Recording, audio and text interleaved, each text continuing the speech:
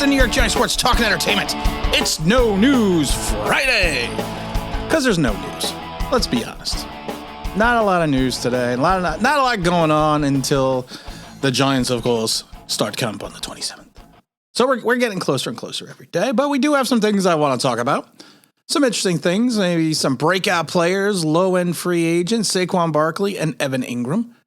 ESPN, the venerable ESPN, names Evan Engram 8th best tight end in the league. Number 8. I don't think I would have him at number 8. But it kind of, if you break down some of the tight ends, yeah, he might be in the top 10.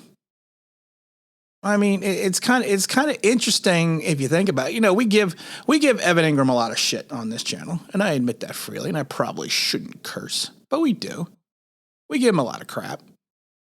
But if you break down the tight end positions there, I could probably think 8 or 9 players I would rather have than Evan Engram. But if you go beyond that, I'm not really seeing a lot. I'm not.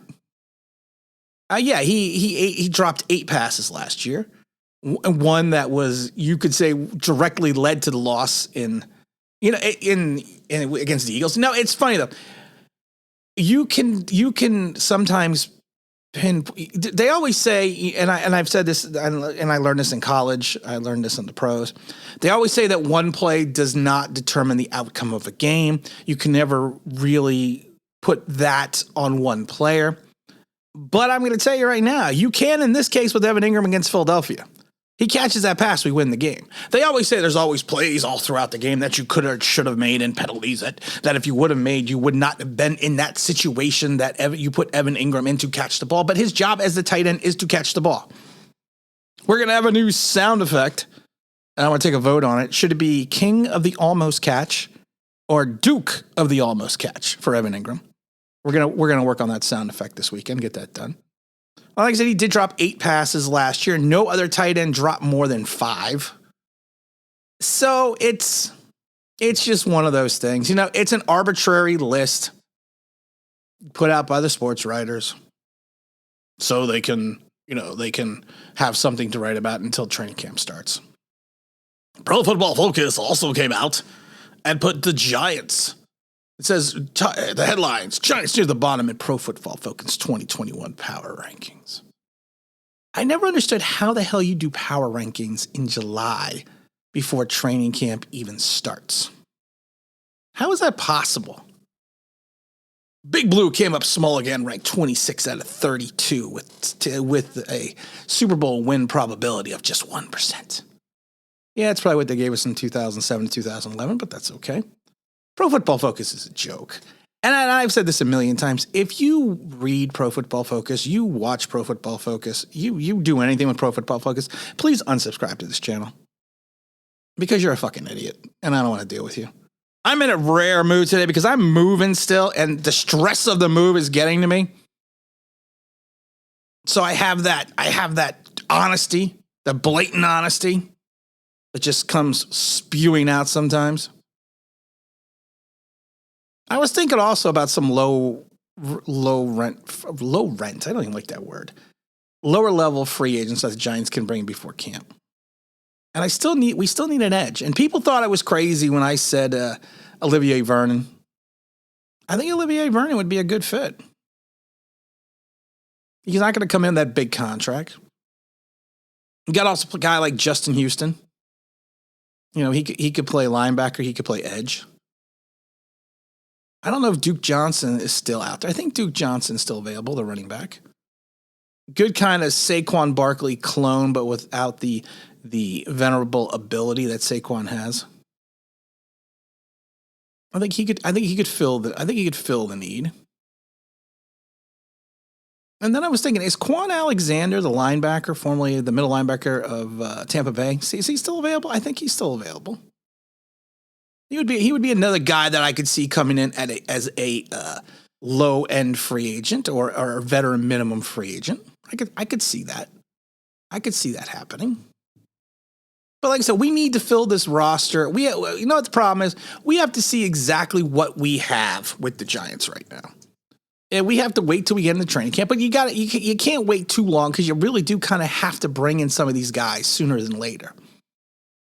I would rather bring in, if we're going to bring in some integral pieces on low-end contracts, I would hope that we would be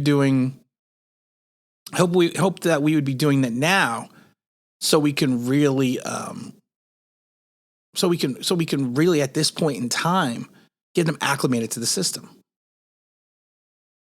I find it interesting that Saquon Barkley will accept all endorsement money in Bitcoin. It's not a bad idea. If you watch the Bitcoin market, and I do, and I watch the gold and silver market, I invest in commodities and other things. The only problem is if the Bitcoin market collapses, you're going to lose all that money. You're safer going into the dollar. Honestly, you're safer to going into commodities. This is going to be the Tim segment of finance. You're safer going into commodities, especially the way inflation is right now. Inflation's through the freaking roof and it's just going to get higher. When the Fed comes out and says inflation's going to be higher, that's not a good thing. Other news on Saquon Barkley, of course, we see him training hard. We see him out there doing his thing, getting that training in, getting those legs ready, getting healthy, getting ready for that start of the season. I'm going to tell you this, and I've said this a million times. It's great to see these videos. It's great to see that he's progressing, but just take it easy and take it slow with it. ACL injuries are tricky at best. He's only 24 years old. He's gonna come. I think he's gonna come. I think he'll come back strong and be the player that he was. I'm not doubting that. But what you see him doing in drills is not going to be what he's going to be doing on the field. They're two different things. He's still probably minimum 3 months away for us having an idea of when he's going to be back. That's why the Giants have already said they're going to take it easy with him. That's why I'm wondering if Duke Johnson's available. I would think he would be. I think Duke Johnson is. I think he would be a nice little third down back, catching the ball in the backfield. Give you a little bit better option. He can run sporadically at times, which I think is great because I think we're going to need that. I just hope the O-line is up to the standards. But I think there's a lot of good right now in Giant land. I think we need to stay away from Pro Football Focus and all that freaking garbage and ESPN and all that crap. The Giants are going to hopefully be improved this year. They need to be improved this year. If they're not improved this year, it's going to be a long freaking season. And nobody wants it to be a long season. We want a winning season. We haven't won a playoff game since 2011. I mean, come on. It's time to win a playoff game. Just one. I laughed because I saw an article, and I didn't read it, but it says Darius Slayton is going to be a under the radar player. Darius Slayton better be a focal point of the offense. With someone like, with someone, well, that's the dog barking downstairs. With people that you got Kenny G, you got Sterling Shepard, you got Tony, you got Barkley coming back, you got Evan Engram. He's still going to need to be a focal point of the offense. So I don't see him being an underground player. He's got it, just not, you're never going to know. We're, of course, going to be at FanFest, and we're probably going to do that contest where if you see me at FanFest and you say hello and you're the first person to do it and you want to go, I'm going to give you the Coaches Club ticket. I'm going to figure out exactly all the guidelines and everything, but we're going to work on that over the next couple of weeks. Training camp, of course, is going to be starting in about 11 days, so we're very excited and pumped up about that.